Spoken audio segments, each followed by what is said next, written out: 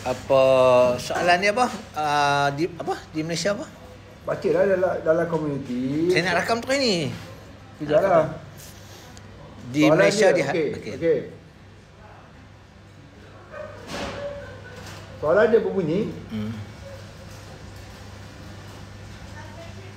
Okey.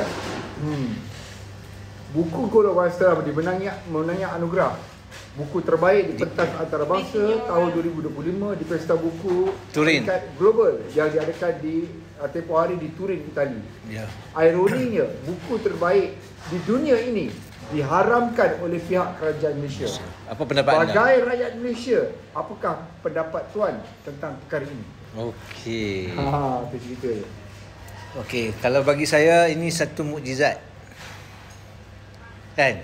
Sebab kaedah kedua untuk mengenali utusan Tuhan adalah dengan ilmu. Ilmu dia di atas semua manusia, di bawah Allah. Allah mengajarkan nama-nama benda kepada Adam. So ini satu benda yang akan dunia tengok. Ya.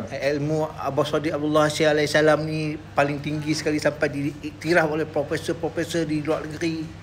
Kan? Dan Malaysia ni ustaz-ustaz mufti-mufti MKI, kan, abang-abang yang kerja department yang dekat apa yang Said Social punya Kementerian Dalam Negeri, KDN, baca ke tak baca? Baca balik lepas tu ejah balik, tak haramkan balik. Itu pendapat saya. Okey. Terima kasih.